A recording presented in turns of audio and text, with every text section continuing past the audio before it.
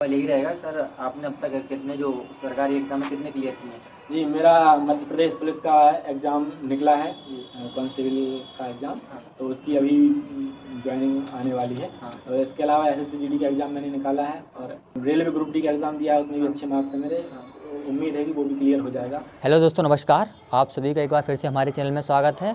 अभी हमारे साथ मौजूद है हमारे खास मेहमान रोहित सिंह रघुवंशी, जिन्होंने हाल ही में एसएससी-जीडी का एग्ज़ाम क्लियर किया है और जो अभी एसएसएफ की पोस्ट पर चयनित हुए हैं। और आज हम उनसे जानेंगे कि उन्होंने इस जॉब को कैसे हासिल किया और उन्हें अब कैसा महसूस हो रहा है। तो चलिए उनका स्वागत करते हैं। सर, आपका बहुत बहुत स्वागत है। बहुत बहुत धन्यवाद सर, जो आपने मेरे को अपने इस मंच पर आमंत्रित किया। जी, सबसे पहले तो सर मैं जानना चाहूँगा, सर आप अपने बारे में थोड़ा परिचय दीजिए। जी, मेरा नाम रोहित कुमार रघुवंशी है। मैं मध्य प्रदेश का निवासी हूँ। मध्य प्रदेश के एक रायसेन ज़िला है जो भोपाल से सटा हुआ है। वहाँ एक उदयपुरा तहसील के अंतर्गत छोटा सा गांव घाना भेड़िया मेरा ग्राम है, जहाँ मैं रहता हूँ। जी, और मैंने अपनी प्रारंभिक शिक्षा अपने गांव में कंप्लीट की है 10th क्लास तक। उसके बाद मैं एक उदयपुरा तहसील है, वहाँ पे पढ़ाई की है। फिर उसके बाद मैंने ग्रेजुएशन की पढ़ाई अपनी भोपाल से कंप्लीट की है और वहीं पर मैंने अपनी तैयारी का सफ़र शुरू किया, जो फिर लौट के फिर मैं गांव आया लॉकडाउन के दौरान।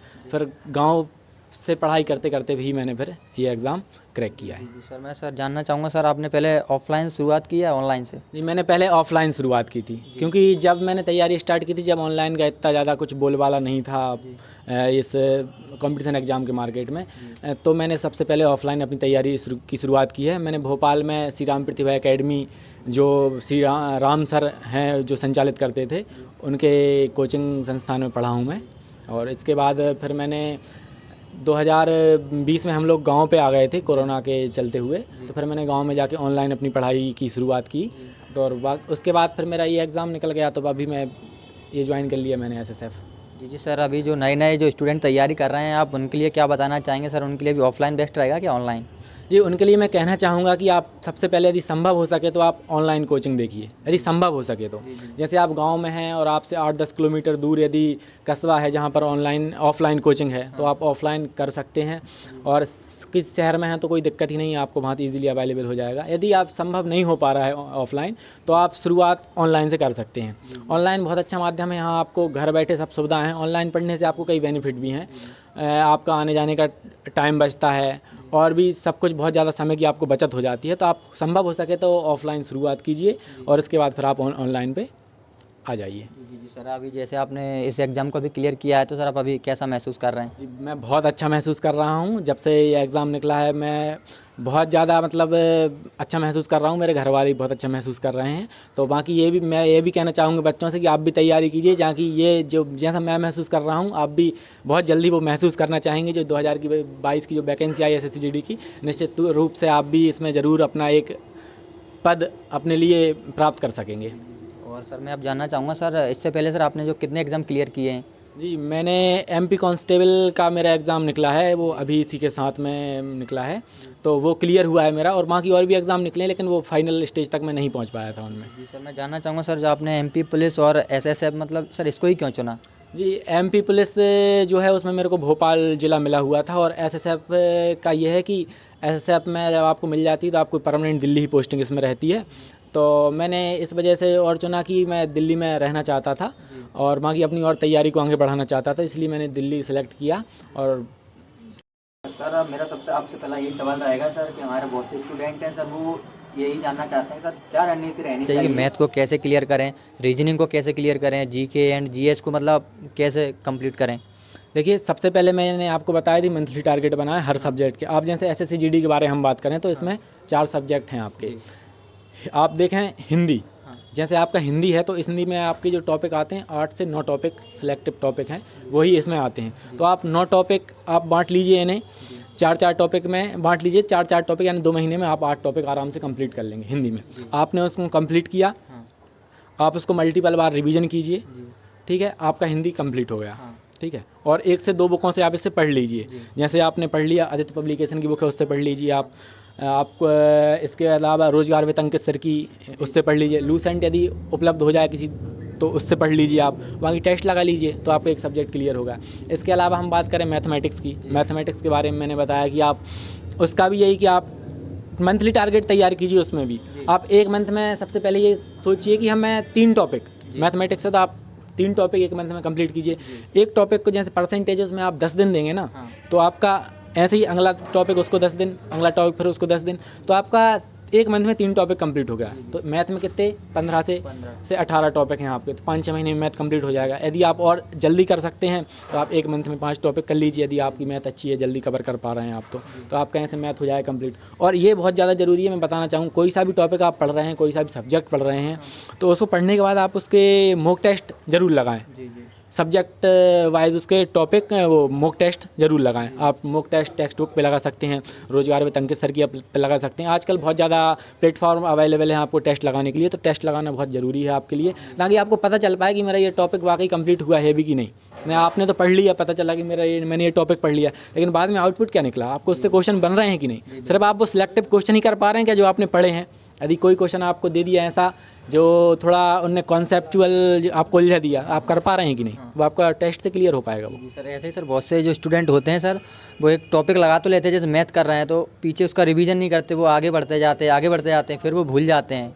जी, सबसे बड़ी गलती यही करते हैं हम लोग कि हमने कोई टॉपिक पढ़ लिया फिर उसको रिवीजन नहीं कर रहे हैं। रिवीजन करना बहुत ज़्यादा ज़रूरी है और मल्टीपल बार उसे रिवीजन करो। हम जितने भी टॉपर की स्ट्रेटजी सुनते हैं आजकल, बहुत ज़्यादा कहानियाँ डली हुई हैं, टॉपर्स के इंटरव्यू रहते हैं, तो वो भी यही एक ही बात बताते हैं कि आप कोई भी टॉपिक पढ़ रहे हैं, आप कोई सा भी सब्जेक्ट पढ़ रहे हैं तो उसको मल्टीपल बार रिवीजन कीजिए। आपने एक बुक कंप्लीट करी, उसको बार बार रिवीजन कीजिए। सारी बुक्स अच्छी हैं, सब में अच्छा कंटेंट है। अच्छा कंटेंट नहीं होगा तो मार्केट में कॉम्पिटिट कैसे कर पाएंगे। तो कंटेंट सबका अच्छा है, सारी बुक्स अच्छी हैं, सिर्फ गलती है तो सिर्फ हमारे अंदर है, गलतियाँ सिर्फ हम ही करते हैं। आप एक बुक करिए कोई सी कंप्लीट, फिर उसको मल्टीपल बार रिवीजन कीजिए, तो आपके लिए बहुत अच्छा रहेगा और इससे आपको बहुत अच्छा रिजल्ट भी निकल कर आएगा। जी सर, अब मैं सर जानना चाहूँगा सर, आप अपना संघर्ष बताइए कि सर आपने मतलब किन परिस्थितियों में रहकर सर आपने अपनी पढ़ाई जारी रखी। जी, संघर्ष की बात करें तो संघर्ष तो सभी करते हैं अपने अपने स्तर पे, तो मेरा भी संघर्ष रहा है। सबसे पहले 12th करने के बाद सबसे पहले मेरे पास ऑप्शन था कि मैं बाहर जाऊं या ना जाऊं, क्योंकि उस टाइम पे हमारे यहाँ पे लोकल में सुविधाएं नहीं थी उपलब्ध और ऑनलाइन भी मार्केट नहीं था कोचिंग करने के लिए। तो मैंने वहाँ से फिर निकला, भोपाल आया, मैं भोपाल में अपनी पढ़ाई स्टार्ट की। और पहले मैं सोच रहा था कि भोपाल में मैं कर पाऊँगा कि नहीं, जितना टाइम मेरे को चाहिए तैयारी के लिए मिल पाएगा कि नहीं, तो क्या पता एडजस्टमेंट हो पाएगा नहीं सारी चीज़ों का। तो यह चलता रहा, बाकी घर वालों को बहुत ज़्यादा सपोर्ट रहा, उन्होंने हर पल मेरे को सपोर्ट किया। उन्होंने मेरे को ये चीज़ से स्वीकार कर दिया कि हमारी तरफ से तुम पर कोई भी प्रेशर नहीं है। कोई भी प्रेशर नहीं है कि आप इतने टाइम में हमें जॉब चाहिए या आपको सिर्फ इतना समय दिया जा रहा है, आप तैयारी कीजिए। उन्होंने फुल्ली, मैं इंडिपेंडेंट था घर वालों की तरफ से और बहुत ज़्यादा फाइनेंशियली सपोर्ट घर वालों ने बहुत ज़्यादा किया, कोई दिक्कत नहीं रही। तो यही है कि संघर्ष तो करना पड़ता है जी, बहुत ज़्यादा संघर्ष किया है जी। सर अब मैं आप जानना चाहूँगा सर कि सर आपका जो वीक पॉइंट और स्ट्रॉन्ग पॉइंट क्या है। जी, मेरा स्ट्रॉन्ग पॉइंट ये था कि मैं यदि तैयारी किसी भी सब्जेक्ट में यदि बैठ जाऊँ तैयारी करने, तो मैं उसको कंटिन्यू 4 से 5 घंटे पढ़ सकता हूँ। तो मेरा सबसे स्ट्रॉन्ग पॉइंट यही था कि मैं, जैसे मेरे को पता है मेरा मैथ वीक है, मैथ में कुछ चैप्टर मेरे वीक हैं, तो मैं बैठ के ना उस चैप्टर को मैंने टारगेट बना लिया, आज ये गलती हुई तो इसको ही कंप्लीट करना है। तो ये है कि मैं गलतियों की उनको ढूंढो और उन पे बहुत ज़्यादा सुधार करो, जल्दी उन पे सुधार करो। तो ये बहुत ज़्यादा स्ट्रॉन्ग पॉइंट मेरा रहा है कि मैं गलतियों पे बहुत ज़्यादा ध्यान देता हूँ और उन्हें सुधारने की बहुत जल्दी कोशिश करता हूँ। और मेरा वीक पॉइंट ये है कि कहीं ना कहीं कंसिस्टेंसी की कमी मैंने अपने अंदर देखी है। मतलब मैं कंसिस्टेंट नहीं रह पाता था कि यार तैयारी की अपन ने, जैसे CGL की तैयारी कर रहा था मैं, तो कोई दूसरा एग्ज़ाम आ गया तो उसकी तैयारी में अपन लग गए। वो भी ज़रूरी है, क्योंकि हम मिडिल क्लास फैमिली से हैं, तो हमारा यह रहता है कि सबसे पहले हमें जॉब चाहिए। ये नहीं कि जो हमने टारगेट बना रखा है वही जॉब हो। यदि साथ साथ में कोई और भी एग्ज़ाम आ रहा है जिससे हम इसी तैयारी के साथ साथ निकाल सकते हैं, तो हम उसके एग्ज़ाम दे सकते हैं। तो ऐसा मेरे साथ रहा है कि मैं एक ही एग्ज़ाम को लेकर कंसिस्टेंट नहीं रह पाया। सर मतलब सर अब आपकी आगे भी तैयारी रही, अब आपका अगला टारगेट होगा कि आपका CGL क्रैक हो जाए। जी, मैं अगला टारगेट अपना CGL को बना के रख रहा हूँ। मेरा CGL टारगेट पहले से ही था और अब तो और ज़्यादा अच्छे तरीके से मैं उसकी तैयारी करूँगा। इस बार मैंने ऐसे CGL का प्री दिया है, उम्मीद है कि वो प्री क्लियर हो जाएगा बहुत अच्छे अंकों के साथ। तो मेंस की तैयारी अब मैं करूँगा, यदि समय मिला मेरे को SSF की ट्रेनिंग के साथ, तो मैं अपनी तैयारी को जारी रखूँगा। जी बिल्कुल बिल्कुल सर, हमारी शुभकामनाएं आपके साथ रहेंगी कि आपका CGL प्री निकले और आप उसका मेंस दे पाएँ। और सर मेरा अगला सवाल रहेगा सर, आपकी मॉक टेस्ट के बारे में क्या राय है। जी, मॉक टेस्ट के लिए मैं बताना चाहूँगा कि मॉक टेस्ट लगाना आपके लिए बहुत ज़्यादा ज़रूरी है। बगैर मॉक टेस्ट को लगाए हुए आप एग्ज़ाम में अच्छा परफॉर्म नहीं कर सकते हैं, क्योंकि मॉक टेस्ट से आपको ना आपकी गलतियों के बारे में पता चलेगा। आप जो गलतियाँ कर रहे हैं आपको यही पता चलेगा कि ये टॉपिक मैंने पढ़ तो लिया कि वाकई ये मैंने पढ़ा भी है कि नहीं, कॉन्सेप्चुअल स्ट्रांग हो पाया कि नहीं मैं इस टॉपिक से, तो वो आपको कैसे पता चलेगा? मॉक टेस्ट लगाएंगे जब ही आपको पता चलेगा। और भी बहुत सारी गलतियां हम करते हैं, जब जैसे कल ही मैं टेस्ट दे रहा था तो उसमें 2-3 क्वेश्चन मैंने ऐसे गलत कर दिए जो क्वेश्चन गलत होनी ही नहीं चाहिए थी। आंसर कुछ आ रहा है, क्लिक कुछ और करना चाहता हूँ, कहीं पर क्लिक हो गया। तो ऐसी गलतियाँ बहुत ज़्यादा होती हैं। और भी बहुत सारी गलतियाँ जब आप मॉक टेस्ट देंगे तो उसमें समझ में आएंगी। तो सबसे पहले मैं बताना चाहूँगा कि जो बच्चे अभी ये गलती कर रहे हैं, मॉक टेस्ट नहीं लगा रहे हैं, वो सबसे पहले मॉक टेस्ट लगाएं, अपनी गलतियाँ ढूंढें और उनको सुधार करें और अपनी इस बार SSGD में एक सीट पक्की करें। जी सर, ऐसा बहुत सी बार रहता है कि सर जो बच्चे मॉक टेस्ट लगाते हैं सर उनका वहाँ टाइम कम नहीं पड़ता, जो मॉक टेस्ट लगा के नहीं जाता तो सर वो बोलते हैं कि सर मैं 50 क्वेश्चन ही अटैम्प्ट कर पाया। बहुत ज़्यादा इशू आता है, आप टाइम मैनेज वहाँ पे नहीं हो पाएगा यदि आपने मॉक टेस्ट नहीं लगाए हैं। कई बार ऐसा भी होता है कि आपने मोबाइल पे मॉक टेस्ट लगाए हैं, लैपटॉप पे नहीं लगा पाए हैं आप, तो वहाँ पे आपको कर्सर ही नहीं चल पाता आपका। ये भी दिक्कत जाती है, कई बच्चों को मैनेज नहीं कर पाते, एक हाथ से लिख रहे हैं वो एक हाथ से कर्सर चला रहे हैं, प्रैक्टिस में नहीं रहता हमारा, तो जनरली दिक्कत जाती है। तो संभव हो सके तो आप देखें एग्ज़ाम से पहले 1 महीने पहले 6 से 7 टेस्ट, 5-6 टेस्ट जितना भी हो सके आप लैपटॉप पर या कंप्यूटर पर लगाने की कोशिश करें, क्योंकि उससे आपको बहुत ज़्यादा सुधार होगा अपने आप में। और बाकी मोबाइल पे तो आपको टेस्ट लगाना ही है। जी सर, मैं सर जानना चाहूँगा सर आप जो डेली कितने घंटे पढ़ाई करते थे? जी, मैंने 8 से 10 घंटे पढ़ाई की है डेली। जी 8 से 10, हाँ। और यदि आप सिलेक्शन चाहते हैं तो आपको इतना पढ़ाई करना पड़ेगा। 6 से 8 घंटे में भी काम चल जाएगा आपका, लेकिन रेगुलर आपको कंसिस्टेंसी के साथ 8 घंटे तो देना ही पड़ेगा तैयारी में आपको। और सर मेरा अगला सवाल यही रहेगा सर, बहुत से स्टूडेंट बोलते हैं कि सर जब रिजल्ट आ जाए तो हम तभी फिजिकल की तैयारी करें, तो इसके बारे में सर आपकी क्या राय है? जी, ये बहुत गलत डिसीजन रहता है बच्चों का, क्योंकि मैंने कई बच्चों को देखा है हमारे साथ वालों को ही, उनकी ये स्ट्रेटजी ना उन्हें गड्ढे में डाल दी। हाँ, तो आपको ऐसा बिल्कुल भी नहीं करना है। आपने एग्ज़ाम दिया है, आपको लग रहा है कि हो जाएगा, तो आप उसी दिन से तैयारी में लग जाइए। आप ये गलती बिल्कुल मत कीजिए। आप ये सोचिए कि आपने एक तो बड़ी मुश्किल से आप एग्ज़ाम निकाल पाए और फिर आपने एक गलत डिसीजन ले लिया जिसकी वजह से आपका फिजिकल में रह गया, तो आपका एग्ज़ाम निकालने का क्या मतलब निकला? तो आप जैसे ही आपका पेपर कंप्लीट होता है उसके बाद जस्ट ही आप फिजिकल की तैयारी करने लगें। और क्योंकि फिजिकल करने जब हम स्टार्ट करते हैं, कई बच्चे ऐसे होते हैं जो कभी रनिंग ही नहीं करते, एकदम से जाते हैं, तो बहुत ज़्यादा दिक्कतें जाती हैं उनको, कई की पैर में चोट आ गई, कहीं घुटने दर्द करने लगे। तो ये समस्या ना आए इसके लिए आप जैसे एग्ज़ाम क्लियर होता है तभी से अपनी रनिंग तैयारी शुरू कर दें। सर अब मैं जानना चाहूँगा सर आपने जो फिजिकल की तैयारी कैसे की? जी, फिजिकल के लिए मैं सबसे पहले तो कुछ दिन अपने गांव पे ही एक रोड है उस पर दौड़ा करता था। एक भैया और थे मेरे साथ में, तो उनके साथ में दौड़ा करता था, तो वो मेरे को बताते रहते थे कि अपने को ऐसा करना है, ऐसा करना है, क्योंकि वो उन्होंने एकेडमी ज्वाइन की थी 2017 में, जो MP पुलिस की वैकेंसी आई थी, तो उन्हें पूरा नॉलेज था। सुमित राय वो भैया हैं, तो उन्होंने मेरे को सब बता दिया था। उसके बाद फिर हमारे गाँव से 5 किलोमीटर दूर है एक कस्बा, तहसील उदयपुरा, तो वहाँ पर एक सर आए थे, तो उन्होंने एक एकेडमी खोली थी, एकलव्य एकेडमी, फ्री में कराती तैयारी। तो हम सभी बच्चों ने फिर वहाँ पे तैयारी की थी, और उनके सर के मार्गदर्शन से तो जो हम जितने ही बच्चे थे सबका फिजिकल कंप्लीट हो गया। 100% रिजल्ट वहाँ से आया था। बहुत अच्छा सर ने तैयारी कराई थी हमारे यहाँ पे। और सर आखिरी में सर मैं ये जानना चाहूँगा सर, जो आपकी सर जो अभी रैंक बनी है सर ऑल इंडिया कितनी बनी है? जी, मेरी ऑल इंडिया रैंक 73 आई है, जिसके द्वारा मुझे SSF की पोस्ट मिली है। बहुत से सर बच्चों के मन में भय रहता है कि सर SSC-GD का जो मेडिकल होता है तो बहुत टफ रहता है, बहुत कठिन रहता है। सर ऐसा उसके कुछ बारे में बताइए, मतलब मेडिकल की प्रोसेस क्या होती है? मेडिकल की प्रोसेस ज़्यादा कठिन नहीं होती, नॉर्मल वही जांचें हैं जो होती हैं। और जब आप मेडिकल तक पहुँचे हो तो आपने फिजिकल क्लियर किया है, फिजिकल अच्छा है तो आपको मेडिकल में दिक्कत जाने नहीं है। और नॉर्मल समस्याएँ जो रहती हैं तो आप उन पर काम कर सकते हैं। हर चीज़ का इलाज है, देखें तो आप कोई प्रॉब्लम है तो आप उसका कोई सॉल्यूशन देखिए, ढूंढने की कोशिश करिए, मिल जाएगा। मेडिकल में तो ज़्यादा विशेष दिक्कत जाने वाली है आपको।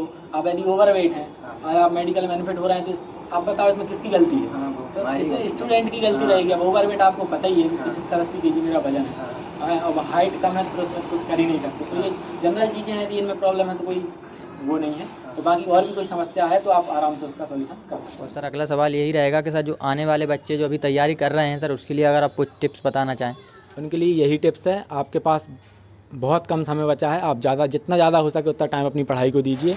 और टेस्ट आप लगाइए, डेली टेस्ट लगाइए, उनको एनालिसिस कीजिए बहुत अच्छे तरीके से, क्योंकि टेस्ट लगाना ही केवल ज़रूरी नहीं है, उसको एनालिसिस करना ही बहुत ज़्यादा ज़रूरी है। तो आप टेस्ट लगाइए, एनालाइज कीजिए उसे, जो गलतियां हैं उस टॉपिक को आप रिवीजन कीजिए, ज़्यादा से ज़्यादा टाइम अपनी पढ़ाई को दीजिए, क्योंकि बहुत कम समय अभी आपके पास बचा हुआ है। यदि आप इन सब कंडीशन पर खरा उतरते हैं तो निश्चित ही आप 2022 के एग्ज़ाम में अपनी एक पोस्ट क्लियर कर लेंगे। सर और अब अंतिम में पूछना चाहूँगा सर, जो एग्ज़ाम से जो आप अपनी 8-10 दिन पहले की जो रणनीति है वो क्या होनी चाहिए? ये 8-10 दिन पहले की रणनीति ये है कि आप 8-10 दिन पहले से वही टॉपिक रिवीजन कीजिए जो ज़्यादा इंपॉर्टेंट है। आपको ये तो पता रहता है ये कौन से टॉपिक आना है, मस्ट ये आना ही है, तो आप उनको ज़्यादा से ज़्यादा रिवीजन कीजिए। जैसे हम बात करें कि मैथ में 8-10 टॉपिक हैं, तो उनके आप हो सके तो कॉन्सेप्ट ही रिवीजन कर लीजिए 8-10 दिन में, जितना ज़्यादा हो सके। रीजनिंग है, रीजनिंग में रिवीजन कर लीजिए। और मैथ में आप स्पीड अच्छा करना है आपको, तो टेबल याद कर लीजिए आप। टेबल आपको 8-10 दिन पहले से मतलब बहुत अच्छा है, इन्हीं को बार बार रिवीजन कीजिए ताकि एग्जाम में जाके आपको ज़्यादा दिक्कत ना हो। सर बहुत अच्छा लगा कि जो आप हमारे इंटरव्यू में आए और सर जो आपने चीज़ें की वो हमारे स्टूडेंट को बताई, जो सर जो इनके बहुत आगे काम आएंगी। और सर अब बताना चाहूँगा आपको, अगर आप SSC GD की तैयारी कर रहे हैं तो आप इस चैनल को सब्सक्राइब जरूर कर लें, क्योंकि इससे संबंधित आपको कंटेंट यहाँ पर मिलता रहेगा। सर आपका बहुत बहुत धन्यवाद। बहुत बहुत धन्यवाद जी सर जी, आपका। Thank you.